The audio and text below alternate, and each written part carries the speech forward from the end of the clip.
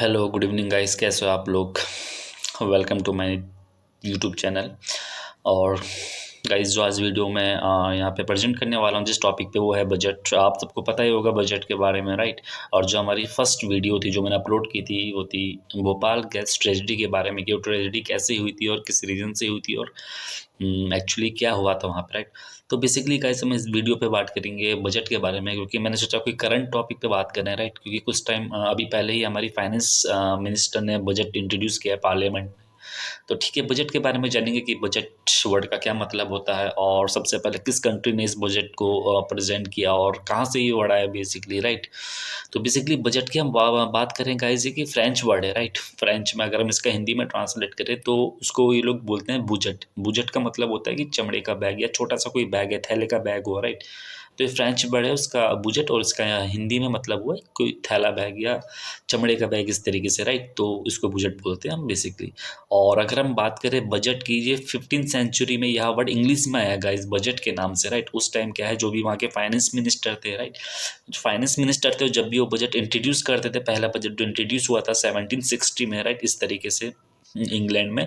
तो वो क्या है, जितने भी उनके फाइनेंशियल रिलेटेड डॉक्यूमेंट होते थे, तो डॉक्यूमेंट जो है अपने फाइनेंशियल रिलेटेड डॉक्यूमेंट उस बैग में डालते थे। तो बेसिकली उसी बैग को उन्होंने बजट का नाम दिया, राइट। तो बेसिकली ये एक छोटी सी बेसिक इन्फॉर्मेशन थी बजट के बारे में कि ये नाम कहाँ से आया और, राइट, और किस तरीके से किस कंट्री से आगे बढ़ा है। तो सबसे पहला बजट जो है 1760 में इंग्लैंड के जो फाइनेंस मिनिस्टर थे उन्होंने वहाँ पे इंट्रोड्यूस किया था। तो अगर मैं इंडिया की बात करूँ, राइट, इंडिया में मैं मॉडर्न इंडिया की बात करूँगा। सबसे पहला बजट जो इंट्रोड्यूस किया था उनका नाम था जेम्स विलियन। सबसे पहले इन्होंने बजट 1860 में इंट्रोड्यूस किया था इंडिया में, राइट। ये एज उस टाइम फाइनेंस से रिलेटेड सबसे हायर पोस्ट पे थे और ये काफ़ी बड़े इकोनॉमिक्स थे, बिजनेसमैन थे। और ये स्कॉटलैंड के रहने वाले थे, स्कॉटिश इकोनॉमिस्ट थे, राइट। एक बिजनेसमैन भी थे, एक पॉलिटिशियन भी थे। और ये वही जेम्स विलियन है जिन्होंने सबसे पहले इनकम टैक्स पे वर्क किया, राइट। सबसे पहले इनकम टैक्स वर्ड इंडिया पे इन्होंने प्रेजेंट किया। उसके बाद ही लोगों ने इनकम टैक्स जानना शुरू किया, राइट। उसके बाद ही चीज़ें, सारी चीज़ें, इनकम टैक्स एक्ट बना उसके बाद, राइट, टैक्स वगैरह सारी चीज़ें आ गई। तो ये एक बेसिक इन्फॉर्मेशन थी, राइट।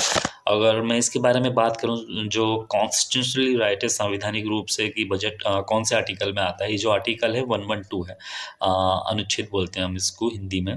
तो अनुच्छेद 112 में बजट के बारे में दिया गया है, राइट। बट खास जानने वाली बात यह है कि इस आर्टिकल में 112 में कहीं पे भी बजट वर्ड का यूज़ नहीं हुआ है। वहाँ पे हुआ है एनुअल फाइनेंशियल स्टेटमेंट। इसको हम हिंदी में देखेंगे है वित्तीय वार्षिक विवरण, राइट। तो वहाँ पे कहीं बजट नहीं है। तो सेम टू सेम वही थिंग है सर, बजट ये है। और ये जो है फाइनेंस मिनिस्टर द्वारा इंट्रोड्यूस किया जाता है। और ये हर साल फरवरी में, राइट, ये हर साल फरवरी में इंट्रोड्यूस किया जाता है, राइट, इसके बिहाफ पे 1 फरवरी में। और जो भी होता है, स्टेट का अपना बजट होता है, सेंट्रल का अपना बजट होता है। अब बजट में भी दो ही चीज़ होती है, अगर जिसको हम ज़्यादा हार्ड नहीं समझेंगे, बिल्कुल राइट, कि बड़े टफ तरीके से हमें समझना है, नहीं, बहुत ईजी तरीके से समझेंगे। बजट में बेसिकली क्या होता है, एक एग्जाम्पल रहे, कोई पर्सन है वो अपने अगले महीने के लिए कुछ प्लानिंग कर रहा है, राइट। क्योंकि जो बजट है हमारे अगले आने वाले ईयर के लिए है, राइट, अप्रैल से एक्टिव होगा। तो उसी फरवरी मार्च अप्रैल के लिए ही सारी चीज़ें प्लानिंग के हिसाब से होती है। पहला तो इनकम होता है गाइस कि हमारी इनकम की सोर्स क्या है और हमें कहाँ कहाँ से इनकम मिल सकती है। दूसरा है एक्सपेंडिचर कि हमारे खर्चे कहाँ होंगे, कि हमें कहाँ कहाँ इन्वेस्ट करना है। और तीसरे से हमारे खर्चे बढ़ेंगे।